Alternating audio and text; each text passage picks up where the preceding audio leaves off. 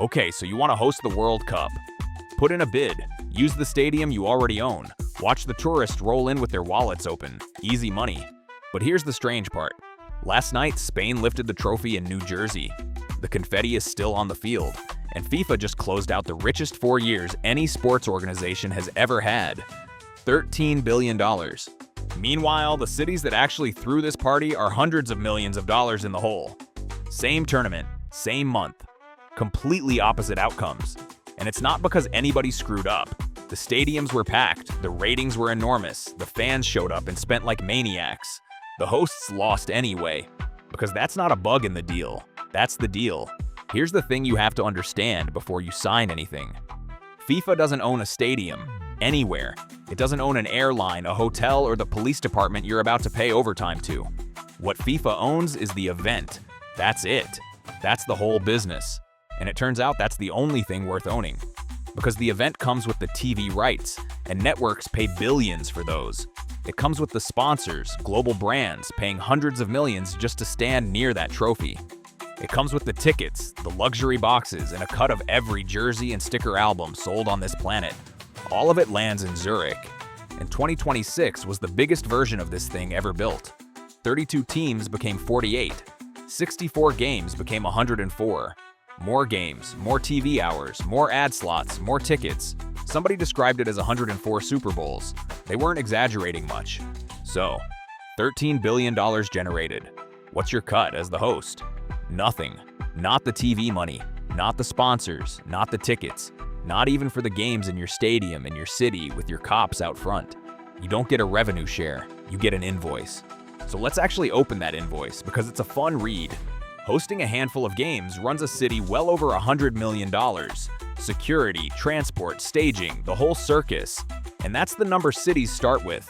Toronto opened at tens of millions and ended up somewhere near 380 million. Slight overrun. Across the 11 US host cities, the whole came to at least $250 million. People inside the process called it the worst hosting deal in the history of the tournament. Cities got so desperate they were out selling sponsorships to local dry cleaners and auto shops. And half of those got blocked anyway. Because FIFA's contracts won't let you sign anyone who competes with FIFA's own partners. You can't even sell your own city. Then the bill goes federal. Washington kicked in $625 million for security. States handed over tax exemptions worth $40 million and counting. My favorite one. Foxborough, Massachusetts needed about $8 million just to police the stadium. Local taxpayers looked at that number and said absolutely not. Private backers had to cover it. So here's your position as the host. The richest event on earth sets up in your town, pays no tax, keeps every dollar it makes, and you're covering the cops standing outside the gate. Now, you're not the only one getting a bill, because somebody had to fill those stadiums, and they paid for the privilege. FIFA brought dynamic pricing to the World Cup. Same system the airlines use. The price moves with demand, and demand for a World Cup is, let's say, strong. Officially, tickets started at $60. Sounds reasonable. Except 2 months before kickoff, the average cheapest available seat for a group stage game in Los Angeles was over $1,000. For the final, the top category ran $6,700. Fan groups called the pricing scandalous. FIFA's response was to hastily invent a new $60 entry tier for all 104 games, which everyone read as exactly the climb down it was. Even the US president said out loud he wouldn't pay those prices. But tickets are just the entry fee.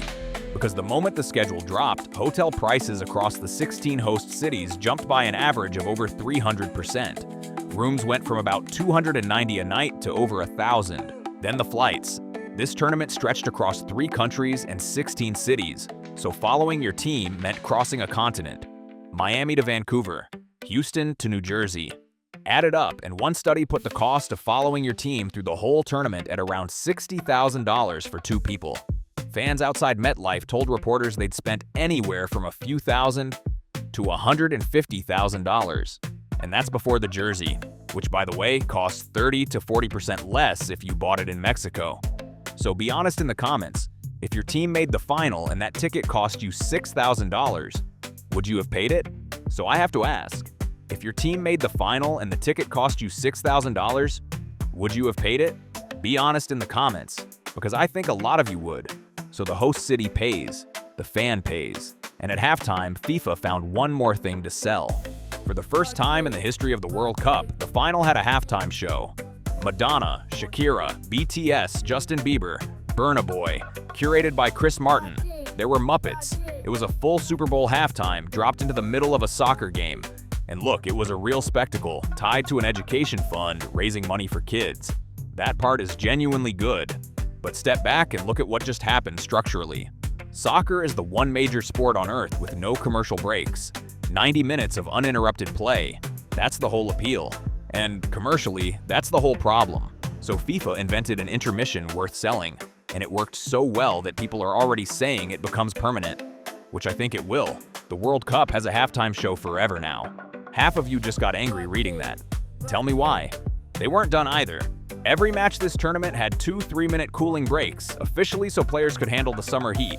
Broadcasters turned them into ad slots. Think about that. In the one sport that refuses to stop for commercials, somebody figured out how to sell the water break.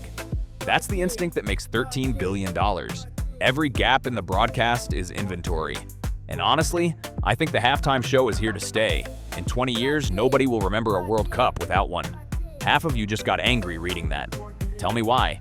Okay, but surely the people who actually won this thing did fine. Spain beat Argentina 1-0. So what does winning the World Cup pay? FIFA's total prize pool was $871 million, double what Qatar paid out. The champions' share, $50 million. Which doesn't go to the players, by the way. It goes to the national federation, and how much reaches the actual squad depends on a contract somebody negotiated years ago. But here's the number that matters. $50 million out of $13 billion. The single greatest achievement in world soccer is worth less than 0.5% of what the tournament prints. The winner is a rounding error.